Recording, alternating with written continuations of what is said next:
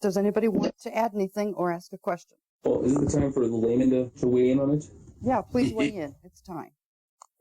Okay, so the one problem that I have with that, and I agree with that, and if Fodor's argument does go through that this process is supposed to be able to predict these phenotypes, then yeah, it's trivially true at this point in time. Now, the way that I looked at it, or like, after kind of evaluating Fodor's argument, was that the idea of natural selection is, they're basically just they're brute facts that do exist that I think are just, again, they're true. You can't argue against them. Now, they don't actually describe the mechanisms which whatever phenotype is selected for. What it does instead is that it becomes like the placeholder, the thing that you'll hold in place as a not as explanatory method for why phenotypes are selected, but as the overarching group that includes all mechanisms that would be selected for underneath of that. Because any type of mechanism that could be proposed, or either now through whatever methods that we have, or what we'll discover in the future, will still have to fall and comply within the brute facts of natural selection. So when we say that natural selection does work to select these traits, we almost use it in kind of like a very loose definition of that is selecting for these things. What we're actually saying is that the mechanisms fall within lines of what we observe these brute facts of natural selection to be.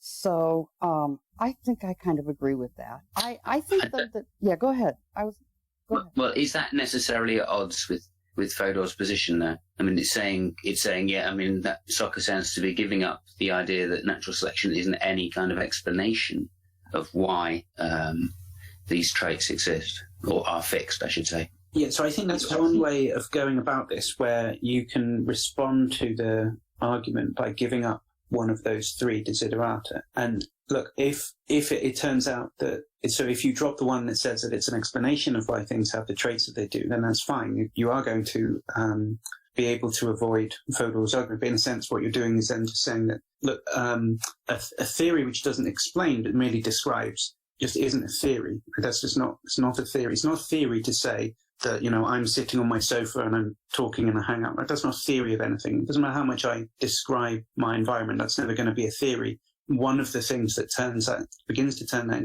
description into a theory is if there's something about the way that I'm describing, picking out specific things and saying things about the way that they stand in relations to one another, such that it makes a prediction about other things that might happen in the future or might be going on elsewhere, or something might have happened in the past.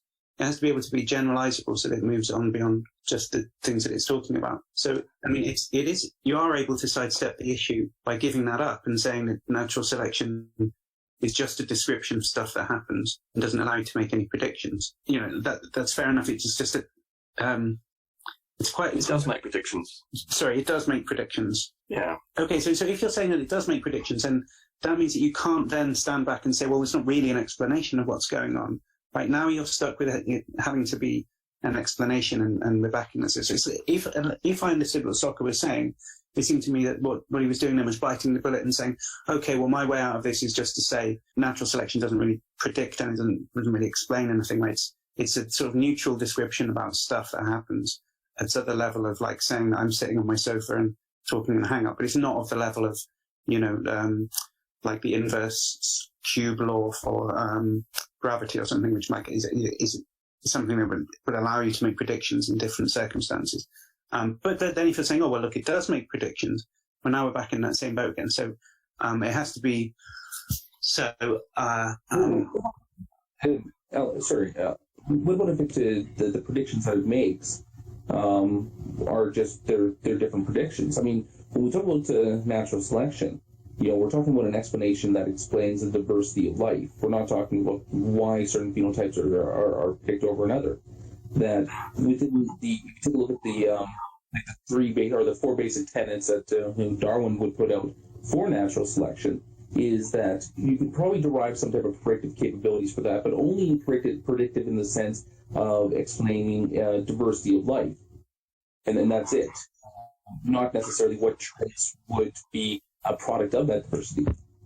But then why would biologists and especially evolutionary biologists, evolutionary ecologists. I mean, my wife is a trained evolutionary ecologist, published in the field.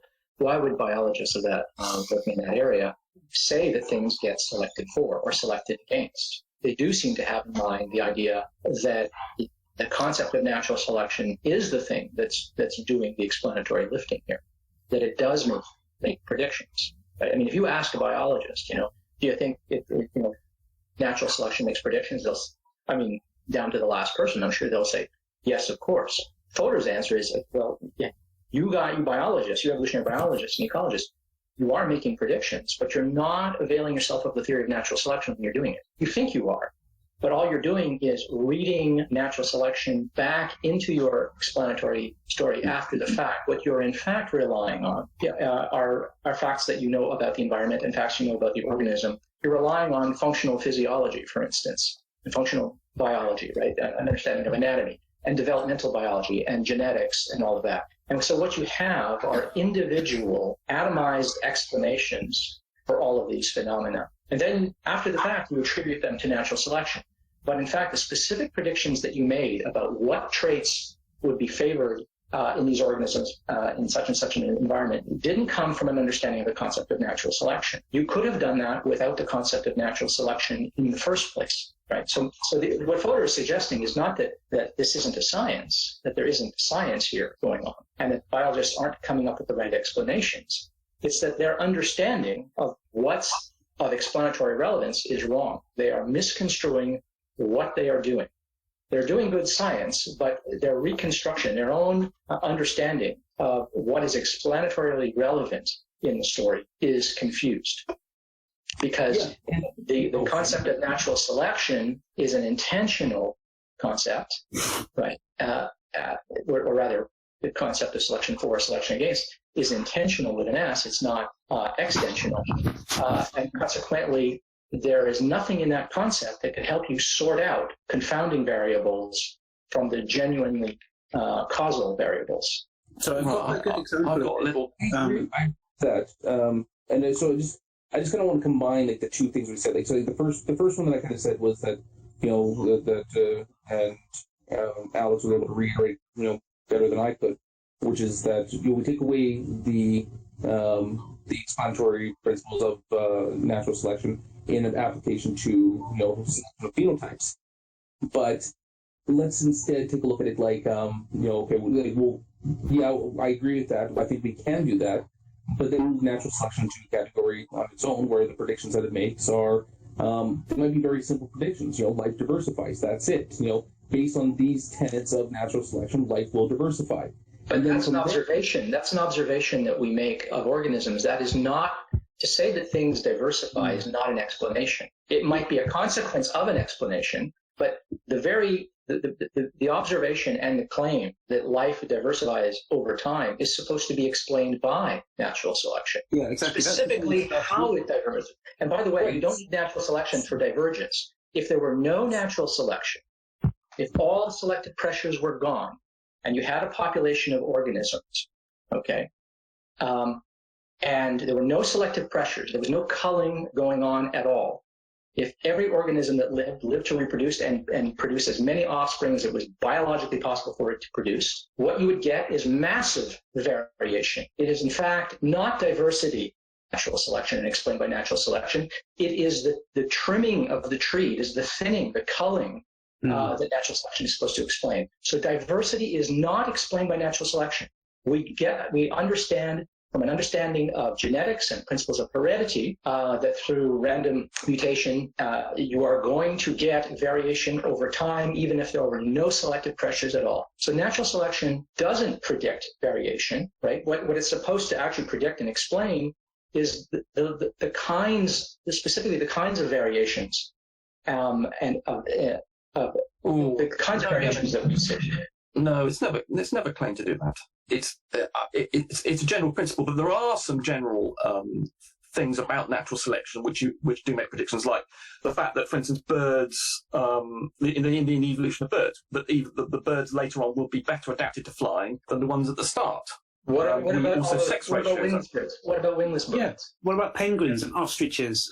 So the theory's false then, because it made a prediction, but I've just found an example that doesn't fit the prediction, that doesn't falsify the theory. Well, flying birds are more efficient. Newer flying birds are more efficient than older flying birds. So if I can Also, come things in, like efficiency in the metabolism would be predicted. if I can come in real not just quick here, general if I can come in, birds hold on, more hold on. efficient than humans. I'd like I to mean, come in sorry? here first before we get into this, because I think what Rumpus is trying to do is kind of reflected in what some other people try to do that I've seen on the internet, some of the other scientists and biologists, coming up with little laws. And so before we get into No, that's a big law. No, that's a generalization. No, that was a generalization. Things like the efficiency of the metabolism, I think, would be a general law. Sex ratios are general laws. Okay, so let's talk about.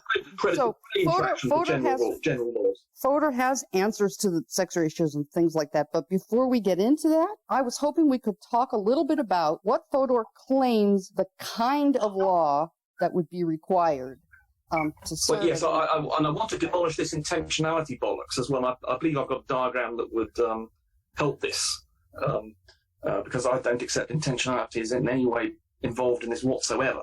Oh, that's very interesting. Okay, let's first talk really briefly about the kind of law Fodor is asking for, and whether or not that's a fair thing to ask of natural selection. So, from what I can tell, he's saying that in order for this theory of natural selection to really count as a good scientific theory, we'd have to find laws that pair the possible phenotype that are out there with the possible environments that are out there.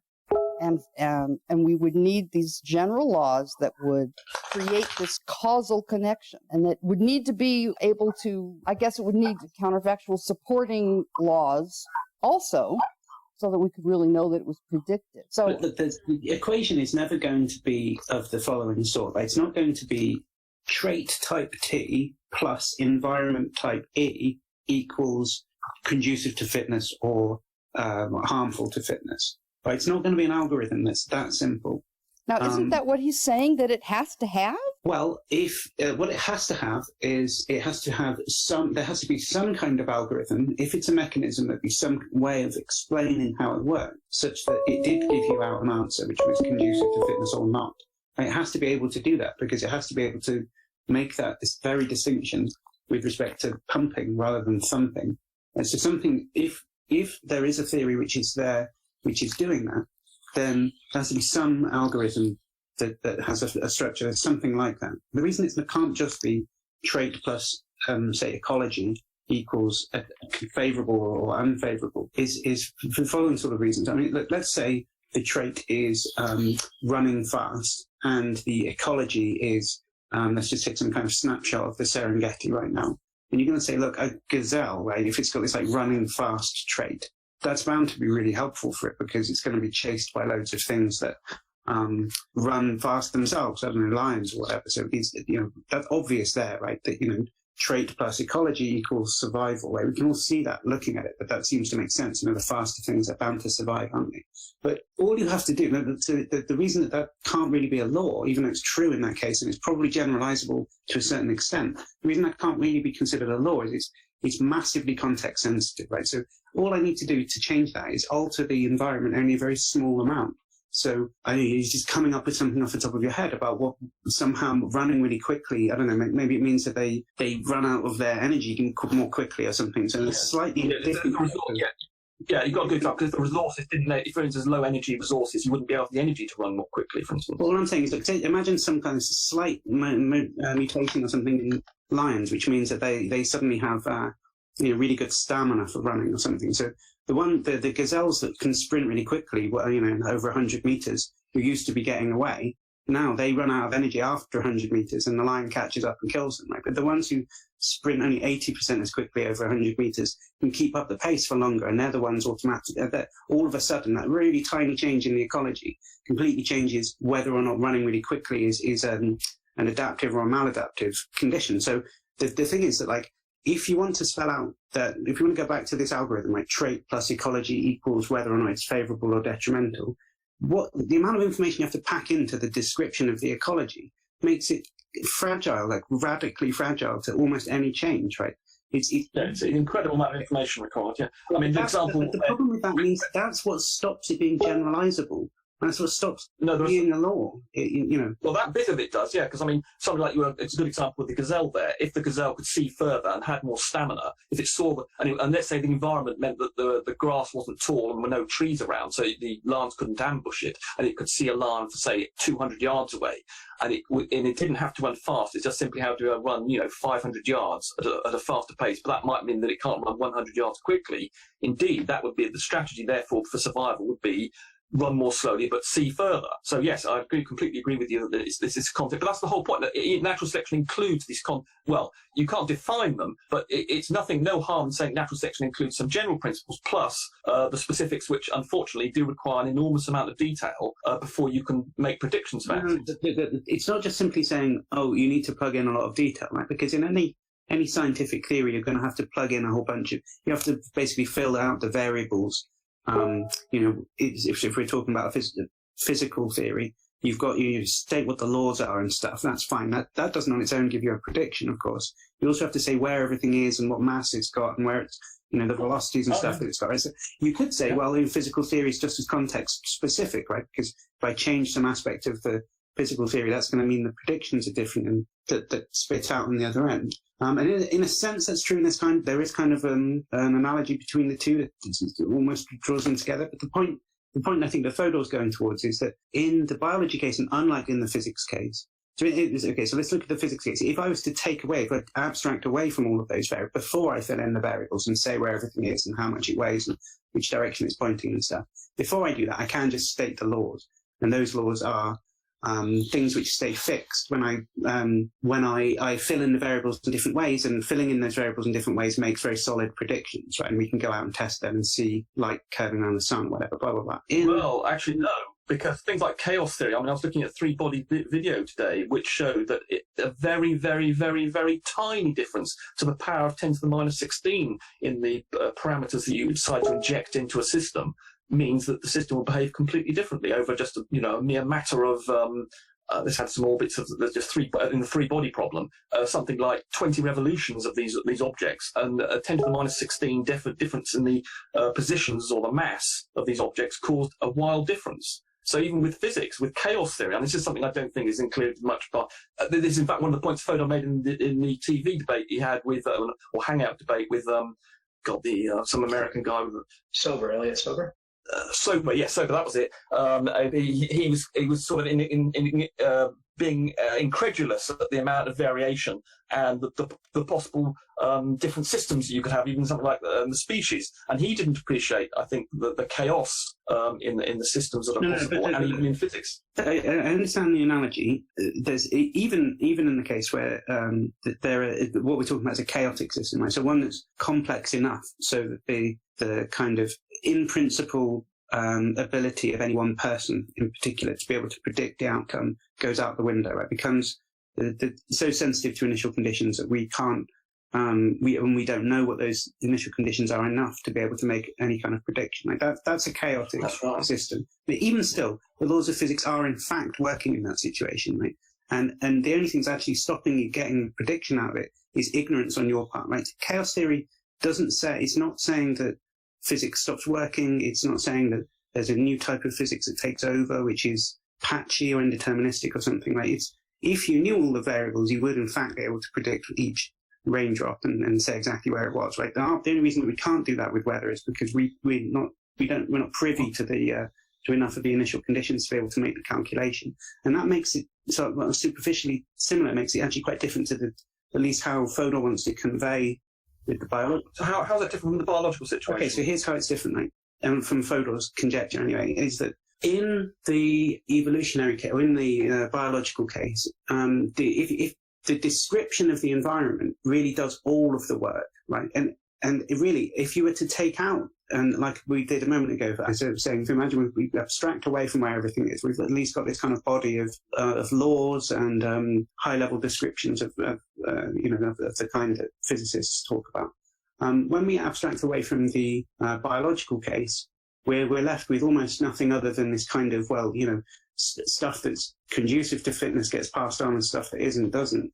or stuff that's detrimental to fitness doesn't. And then there's this, if you add in a bit of environment, that does nothing. Like, you can't make any prediction. So, you know, it is having, like, so give me a trait, like a long neck or something. Is having a long neck good in a hot environment? Don't know. Is it in a hot, dry environment? Don't know. In a hot, dry environment with, like, predators that have claws? Don't know, right? You can't make any kind of assessment until you've given absolutely everything, right? And it's because it's so sensitive to all of the conditions that are present. I mean, it's good right now in this bit of the Serengeti, you know, today, right? It might not be tomorrow because there might be some condition that changes and the lions, you know, develop long necks themselves or something, I don't know. And it might not have been in the past when conditions were different as well. So it's just a contingent historical, like, description of how things happen to be right now. And that's doing all of the legwork, right? And so there's nothing comparable, like the natural selection doesn't really kick in. I've got a really good example from a guy who's a philosopher now, who was a biologist for a long time, called Massimo Pigliucci, right? So he's an internet philosopher as well. He's, you know, does a blog and a podcast and stuff. So I know he's a lecturer at University of America somewhere. And he wrote a couple of scathing reviews of Fodor's book. Yeah, I was trying to read that. I never got around to it. Yeah. Okay, so in one of those reviews, he gives a really illuminating, while the review basically is a lot of argument, appeals to authority. You know, no biologists think that, everyone thinks this, blah, blah, blah. There's a lot of, like, just sort of empty rhetoric that goes on in there. But there's one point in particular where he says, look, Fodor's saying that natural selection doesn't allow you to make any predictions, right? And this is crazy, right? So I'm just going to quote a little bit of what he says here, because I think it's very helpful to see the type of mistake that biologists make in response, because when they're saying, look, I can make predictions. Okay, so he says that Fodor and Palmarini ignore the entire field of evolutionary ecology, countless examples of convergent evolution of similar structures in different lineages that show the historical predictability of evolutionary processes, and the literature on experimental evolution in which similar conditions consistently yield similar outcomes. So what he's saying is that there's a vast literature of biologists who are documenting and explaining different types of organisms getting into a certain type of ecology and adapting similar types of...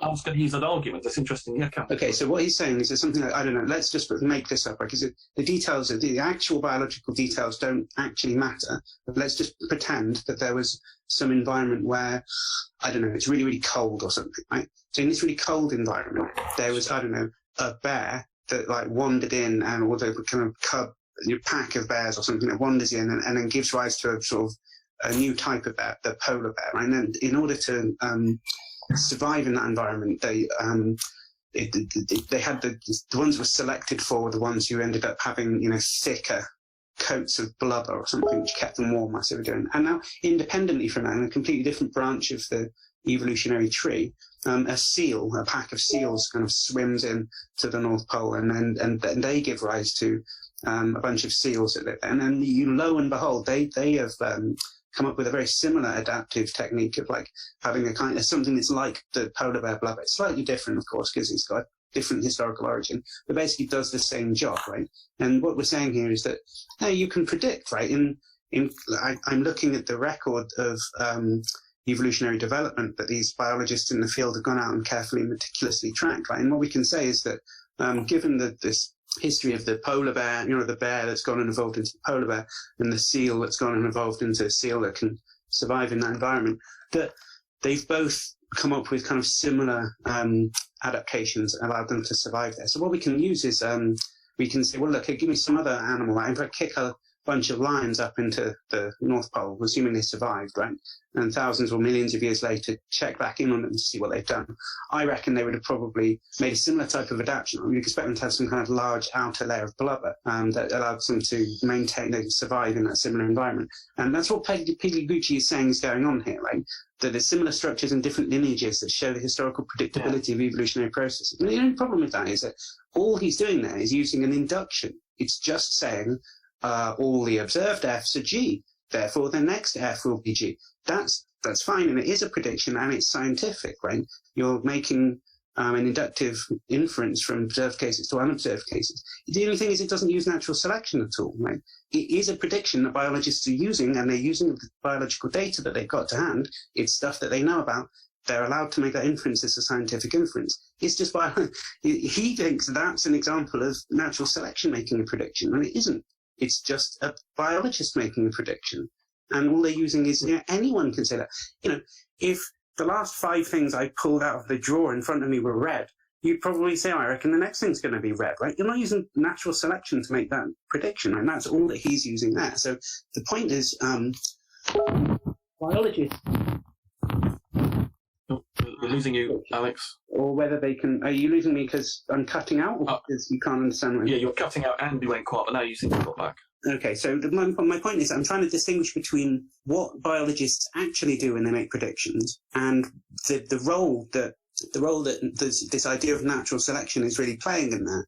It seems to me that in that example, the natural selection is playing no role whatsoever. It's just an inductive inference. And I'd be quite... I mean, I'm not a biologist, right? But I'd be willing to bet that most of the predictions were of that type. Well, okay, so...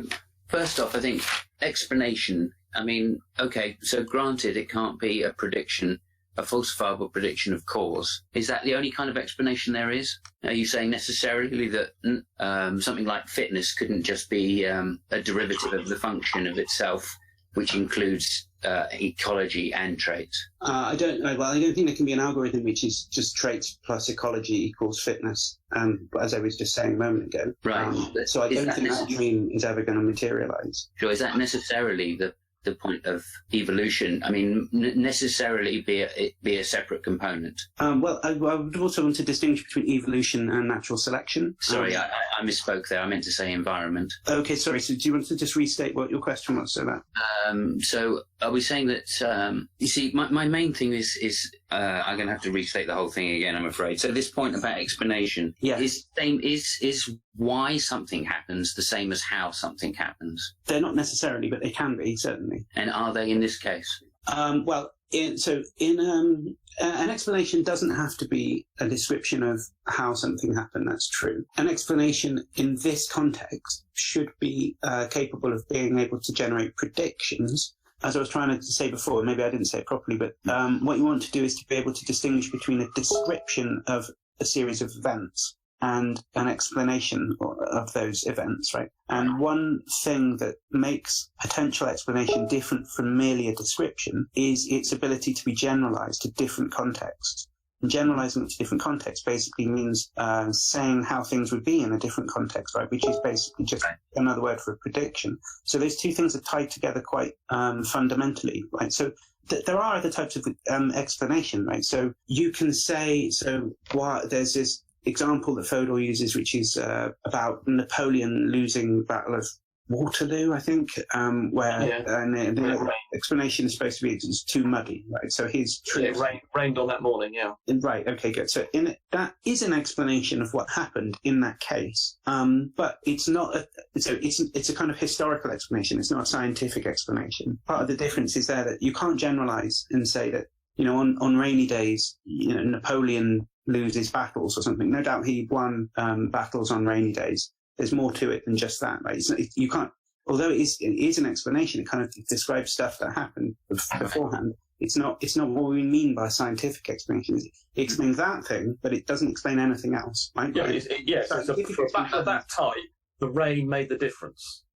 Yeah, right. Okay. And scientific explanation needs to be more general than that. Otherwise, it's just a description of what happened. It's a historical explanation like that is. There's no reason to suppose that what explained that event should ever be relevant to any other event that ever happens. In a scientific explanation, you want to be making the statements that are much more broadly applicable to other circumstances. And that's basically what Fodor is saying. Natural selection aspires to be able to do, but just fails to be able to do that. Okay, but we can say, if we look at data in the past, we can definitely correlate the two, traits and environment.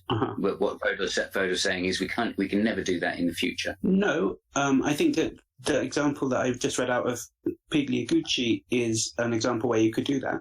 It's just that when you're doing that, natural selection isn't really doing anything that enables you. All you're just saying, lions have been really good at catching antelopes in the past. They'll probably be even better if their mouths were, even bigger or something. If they could run even faster, they'd probably be even better. Yeah, I think we can all agree that that's true. But I'm not using natural selection to do that. Right? Anybody could tell you that.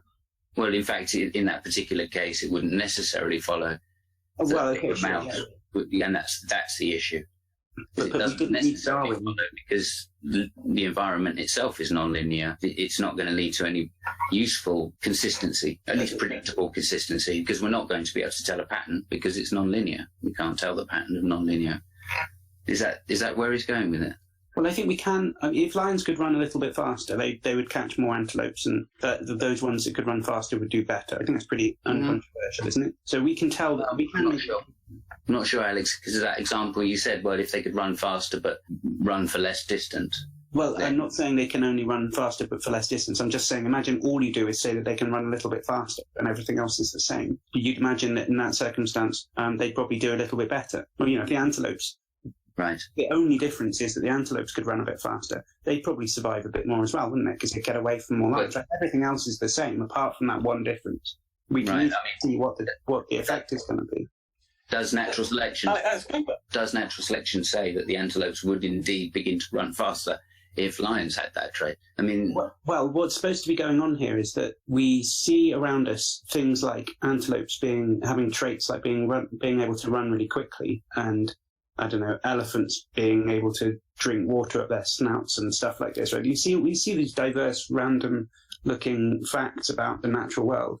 And we scratch our heads and we say, I wonder why things are like that. Right? Now, the historically first explanation we have is that God made all of the things according to their kind or whatever. Right? And that's why bees are really small and elephants are really big and giraffes have really big necks and whatever. Right? That's the explanation for that weird fact. Like when people say, well, yeah, sure. Right. So, and then we're supposed to be, now with Darwin, we've got a mechanism that can do that for us, right? When there's no longer is there a kind of gardener that picks all of the different types and maintains them in that way. There's a mechanism which explains those very same facts, like why is it that the elephant's big and the bee is small and blah, blah, blah, blah.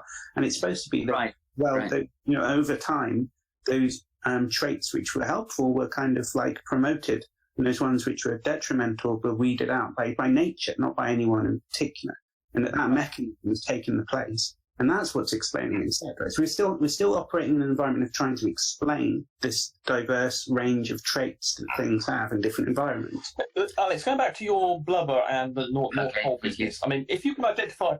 I have a follow-up. If you can identify a trait... When you're done, Rumpus, I have a follow-up when you... Okay, go finish. Sorry, finish science. Well, just to say this point about taking, are we accepting then that the just so story we're telling about the past is a justified just so story? I mean, that's common ground, surely. So we can say that, look, we can see elephants have, or we can see giraffes have long necks. We can see in their environment that their food source is high in trees, so we can explain some kind of evolutionary arms race between the tree and the giraffe. I don't think it can be a justified just so story, kind of just on pain of definition. I mean, if you have a justified history of what happened, so say we've got like really good record of like loads of different generations of, let's say, elephant or something, and we can increasingly see them getting bigger. It's not just so story now when we're saying that the evolutionary pressures in the environments that they were in selected larger elephants, right? That was obviously the product of that historical development. That's not a just so story. Right. And so to stop you there, can we then follow that function of elephants, and can we not project that into the future and say how the future development will be if the environment stays the same or increases or continues to change in the way it's changed in the short term, right? The local conditions, as you might say. Well, maybe in the sense that if I see a graph with a line going up it and it stops at a certain point and someone wants me to guess where it will be at a further point, I'll just continue the line going in the same way that it has done in the past. Right, okay. Generalize in that sense. But again, is natural doing anything in that? Right, yeah. Well, hang on a second. Yeah, okay, so once we do that, can we not then say that would give us a prediction of the traits against a change in environment, that might occur. I mean, there seems to me if we're going to be able to predict into the future, then, and we do that from data in the past, then that if we're going to give some functional biological argument anyway, then as long as that functional argument is consistent with the prediction into the future, then the mechanism would have to concur with natural selection or the environment. If natural selection is part of the explanation, it would have to concur, and it would always do that because you wouldn't find a living example where it wouldn't, right? For the very reasons you say, if the environment itself is, we're picking out traits which we believe are the causal things. So I guess that's the issue, isn't it? It's that we're actually going to the environment and saying, hey, look, these trees are really high. Oh, look, an animal has a really long neck. Therefore, and that's all done in hindsight with no real evidence other than just looking at an animal and a tree and saying, look, it must be that way. Yeah. That's easy enough, right? But look, so let's say you wanted to say something about like, okay, so you've got an elephant, right, which has really big ears and a really long nose. Now, it might be that so someone says, oh, why has an elephant got really big ears, right? And what you might be tempted to do is to say, oh, well, there were probably like selection pressures on the ancestors of the elephants, such that having small ears is detrimental. And then you can cook up some idea about what that might be, right? Cools them down or something if they've got bigger ears and it's really hot there. Something along those lines, right? So there you go, that's what explains it. But the problem with that type of explanation, if you're just making it up like that off the top of your head, is, and this is where it becomes a just so story, is that what you're doing is you're saying that it's been selected for, right? That it's like having a pumping property rather than a thumping property, because it might just be that having big ears is coextensive with some other property like having a trunk or something, and actually having a trunk is the thing that's being selected for. Right. And having big ears. Can I stop you there, Alex? Yeah. Because I feel we did cover that earlier, and I want to just address that point quickly myself, which is, okay, so effectively I'm hearing that, if we posit something which has this bottom-up effect, right, which is purposeless, to then try and explain that purposelessness by some kind of purpose seems contradictory. Is that how it's being seen? So if we're positing there is no purpose, and then somehow in an explanation we're saying, well, there's a purpose to fit environment. Yeah, well, that's kind of a good way of putting it, actually. I mean, so the idea is it's supposed to be a blind, purposeless process, but it just turns out that in order to get that, it needs to do something that looks very much like purpose, right? And there are two ways that could generally be done. Well, one of them would be chaos, an artificial selection where there actually is a purpose, right? Someone has an intention with a T in mind. I want to breed something that has a long nose or something. And the other way of doing it would be if there was some kind of law which just said things with long noses do better, or do better in jungles or something like that. But the thing is, there aren't any laws of those types. What you do is you have incredibly context-sensitive descriptions of historical developments of things. You don't actually have laws like the inverse cube law of gravity or something. Okay, well, just to finish up then, if it's non-linear, I would expect those laws to be there, although them not to be able to be seen without massive amounts of calculations. So I think there is some kind of issue going on with, that's it. I mean, if we posit a non-linear... Fodor isn't saying that there aren't laws which govern those events, right? He's just saying there aren't laws of selection. There are physical laws that govern that outcome. Yeah, exactly. He holds to the principle of sufficient reason. I mean, at least to that extent, right? He thinks there's going to be an explanation at the level of molecules, atoms, chemistry, whatever, right? That will account for why that happens. It's not inexplicable. But the point is that it's not actually being explained by a mechanism called natural selection or laws of selection. There aren't actual laws of selection. That's what he's denying. Just like there aren't laws of who wins battles, right? Yeah, there aren't laws of fighting battles in muddy conditions. But that doesn't mean that when Napoleon loses that battle, there isn't actually an explanation on the level of physics and chemistry for what happened. But he's just saying there aren't historical laws. And similarly, there aren't laws of selection. Again, I don't see it as a law thing. I mean, I think it's a bad word to use in that situation. If I'm thinking of it as, and again, not being biology, I would rather go to other examples. But if I'm thinking it in maths terms, right, then I'm thinking, okay, well, look, these predictions can't be made in terms of knowing what pattern you're actually fitting to, because the details of the pattern are so complex that we're not going to know. However, there are some generalities, or the fact that it is assumed to be a pattern in the first place is what gives it some predictive powers. But again, that's more to do with functions than it is to do with necessarily natural selection. So whether natural selection just operates as a general descriptor to say that there is a function which will fit from this other side, not just the functional point of the traits, but there will also be a function which fits from the environmental side, a description which may not be equivalent to the two, but at least explaining the same thing. I don't see that as a problem necessarily. And if we look at it as intentional, yeah, that's our mistake, because, it's nonlinear. But nonetheless, when you can take nonlinear equations and do things to them to make them predictive, although they don't necessarily, they're mathematical, they're not real life. I just want to talk about the generalization that Alex was saying. He's saying that there are no generalizations you can draw, but something that it's different environments do actually offer you some ability to generalize over a greater level than the ones we've been talking about, whether you have a long neck or something. In the polar environment, there are going to be all sorts of things that are selected for, like the blubber, like the you don't have your blood circulating around the external of your limbs, the fact you have a small surface area to volume ratio. Because that's an important factor on living, therefore, that in that environment, you can come up with some general rules. And even in physics, the rules aren't general. And I think Alex is looking for these very general rules, not accepting that there are some contexts, that are more general, where you can apply natural selection stuff. So, for instance, in the black hole, gravitational behavior changes. So even the laws of physics are not general throughout the universe. They might be general for our planet. So there's not a sort of universal generality. And similarly with environments, in deserty environments, you're going to get a selection for particular traits that are going to be helpful, like being water usage, not sweating, water maintenance, and as I said, within the pole. So you can draw some natural selection rules, and that's where you are going to converge. Those are context sensitive, as Alex. Yeah, but everything's context sensitive.